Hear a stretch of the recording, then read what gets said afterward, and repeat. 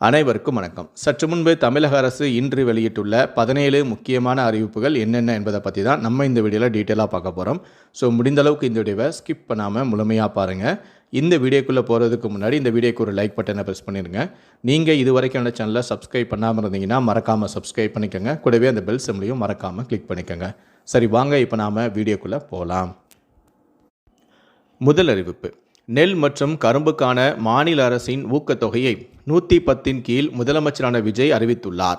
நெல் கொள்முதல் பருவம் வரும் செப்டம்பர் 1ஆம் தேதி தொடங்க இருப்பதால் குறைந்தபட்ச ஆதரவு விலையுடன் மாநில அரசின் ஊக்கத்தொகையாக சன்னரக நெல்லுக்கு குவிண்டால் ஒன்றுக்கு 289 ரூபாயும் மற்றும் பொதுரக நெல் ஒன்றுக்கு 159 ரூபாயும் என உயர்த்தி சன்னரக நெல்லுக்கு 2750 ரூபாயும் பொதுரக நெல்லுக்கு 2500 ரூபாயும் வழங்கப்படும். மாநில அரசு நெல்லுக்கான ஊக்கத்தொகையினை ஓராண்டில் 156 ரூபாய்க்கு மேல் உயர்த்தி வழங்குவது வரலாற்றிலேயே இதுவே முதல் முறையாகும். அதேபோல 2025-26ஆம் ஆண்டு கரும்பு அரவை பருவத்தில் சர்க்கரை ஆலைகளில் பதிவு செய்து கரும்பு வழங்கும் விவசாயிகளுக்கு ஒன்றிய அரசு மெட்ரிக் டன் ஒன்றுக்கு 3290 ரூபாய் 50 காசுகள் நிர்ணயம் செய்துள்ளது.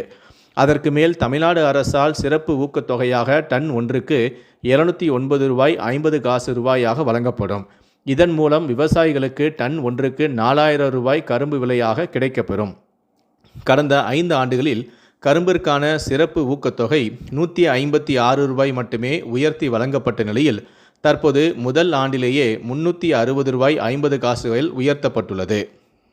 இரண்டாவது அறிவிப்பு: அரசு துறை கல்வி நிறுவன நிகழ்ச்சிகளில் முதலில் தமிழ்த்தாய் வாழ்த்து பாடுவதை கட்டாயமாக்கும் வகையில் சட்டசபையில் முதலமைச்சரான ஜோசப் விஜய் தனி தீர்மானம் கொண்டு வந்தார்.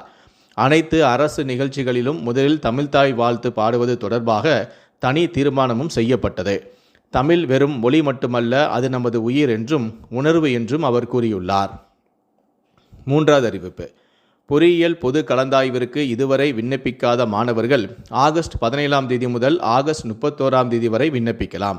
செப்டம்பர் 3ஆம் தேதி முதல் செப்டம்பர் 7ஆம் தேதி வரை துணை கலந்தாய்வு நடைபெறும் என தொழில்நுட்ப இயக்குநரகம் அறிவித்துள்ளது.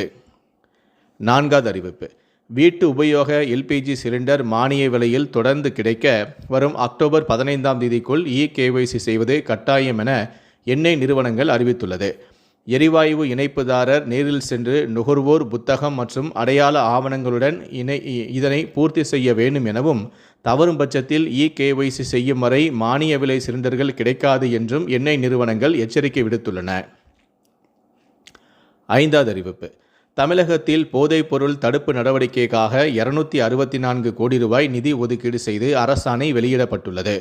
முதலமைச்சரின் உத்தரவின் பேரில் போதைப் பொருளை ஒழிக்கும் நோக்கில் 65 சிறப்பு அதிரடிப்படை உருவாக்கப்பட்டும் உள்ளது. 37 மாவட்டங்களில் தலா ஒரு படையும் சென்னையில் 12 அதிரடிப்படைகளும் அமைக்கப்பட உள்ளன.